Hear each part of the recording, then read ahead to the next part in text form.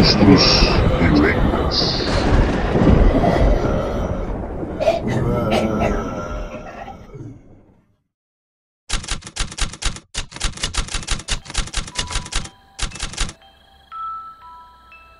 Saragoça é uma cidade muito antiga, fundada no ano 14 a.C. pelo Império Romano. Ao longo do tempo, a cidade foi recebendo influência de vários povos em sua cultura e sua arquitetura. A história que eu vou contar aconteceu quase 2 milênios depois de sua fundação. O ano era 1934, menos de 2 anos antes de estourar a Guerra Civil Espanhola, e a possível existência de um ser sobrenatural estava amedrontando o povo daquela cidade. Na madrugada de 27 de setembro de 1934, os moradores de um prédio na rua Gascon de Gotor acordaram assustados, ouvindo risadas macabras que pareciam vir de muito perto. Mesmo fazendo uma busca por todos os cantos do prédio, eles nada encontraram. No primeiro momento, eles acreditaram que pudesse ter sido apenas uma brincadeira de muito mau gosto e logo trataram de voltar para seus aposentos e esquecer o que ouviram. Se passaram quase 2 meses, quando novamente, na manhã de 15 de novembro, aquela voz retornou. Foi a vez da empregada da família Palasson ouvir aquela voz assustadora, aparentemente vindo de dentro do forno do fogão, que era acoplado a uma chaminé. Quando ela ia preparar o café da manhã para a família, ela escutou a voz dizendo: "Não acenda, ou você vai acabar me queimando." Pascoala Alcocer, como se chamava a doméstica, saiu do apartamento e chamou pela vizinha, ainda incrédula, mas com medo e procurando não acordar os Palasson. Quando a vizinha chegou à cozinha, as duas puderam ouvir a voz sinistra em alto e bom tom, o que fez a vizinha dar um grito apavorante. Consequentemente, acordou toda a vizinhança. Com a gritaria, a patroa da casa também acordou e, curiosa, junto aos vizinhos despertos, foi conferir o que era aquele alvoroço. A voz continuava falando com todos que estavam ali, insultando alguns e ameaçando de morte a outros.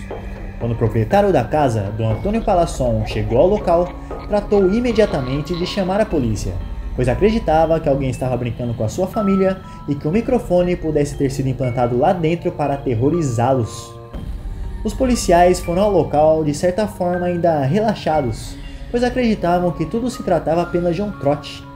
Quando chegaram à casa, ouviram uma voz que não parecia vir de lugar algum especificamente, dizendo "covardes, covardes." Chamaram até a polícia para lidar com apenas um. Rapidamente, os policiais sacaram suas armas e passaram a revistar todos os apartamentos. Após horas de revista, também nada encontraram. Durante 5 dias, o duende se calou e não deixou sinal algum de sua presença, mas já não havia outro assunto na vizinhança. Quando ele voltou a falar, 5 dias depois, a histeria tomou conta da cidade de Saragoça. Várias pessoas começaram a se reunir na frente do prédio acompanhando a investigação policial. Alguns até revistaram as paredes e telhados do prédio procurando pelo duende, porém também nada encontraram. Rapidamente, os jornalistas começaram a aparecer para cobrir a notícia que abalava Saragoça, enfatizando a manchete de que havia um duende maligno escondido em algum lugar do número 2 da Gascon de Gotor. Até mesmo The Times, de Londres, noticiou a possível existência de um ser sobrenatural, a qual chamaram de Duende da Espanha. As lendas sobre duendes existem desde os tempos mais remotos, surgindo provavelmente entre os povos celtas e escandinavos.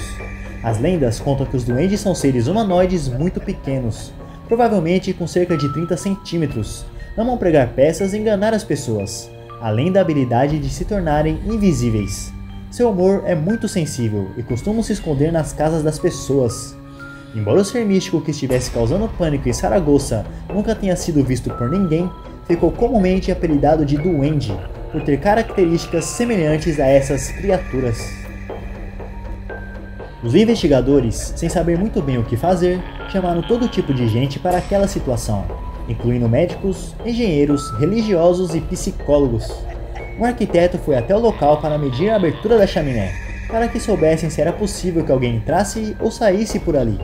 Ao pegar uma fita métrica, a voz lhe disse: "Não se preocupe, são exatos 15 centímetros." Algumas fontes dizem que o arquiteto saiu correndo de lá no mesmo instante. Um psiquiatra famoso na Espanha, chamado Joaquim Gimeno Rivera, teve de entrevistar um por um dos moradores para descobrir o que de fato estava acontecendo por ali. Ele chegou à conclusão de que a empregada dos Palasson A moça chamada Pascoala Alcocer era responsável por todo aquele mistério. Ela estaria praticando ventriloquismo, ainda que de forma inconsciente, com tamanha perfeição que foi capaz de enganar todos que estavam ali. O governador teria escrito informativo dizendo que o caso já estava desvendado, que a culpa era da empregada e que ninguém deveria mais se preocupar. Por falta de provas, a moça apenas foi obrigada a voltar à sua cidade natal para que não sofresse abusos da população. Mas se engana quem pensa que a história para por aí. Mesmo com a ausência de Pascoala, o duende continuava conversando com um garotinho da família Grijalva, que morava no apartamento de cima. Quando seu pai ouviu a conversa dos dois, tratou novamente de chamar a polícia e o caso teve de ser reaberto. Dessa vez, não havia como culpar a empregada, que estava a quilômetros de distância de lá. Ninguém sabia o que fazer naquela situação. O duende continuava insultando a todos com um tom de ódio em sua voz, obrigando as famílias a se mudarem do local por medo. Uma mulher chamada Assunção Jimenez Álvares, cuja história conta que possuía poderes mediúnicos, foi até o prédio da rua Gascon de Gotor fazer uma sessão na esperança de descobrir quem, de fato, era aquele ser poderoso que estava aterrorizando Saragoça. A médium sofreu um colapso no meio da sessão e veio a falecer de uma forma agonizante, o que tornou as coisas ainda muito mais sinistras para os espanhóis.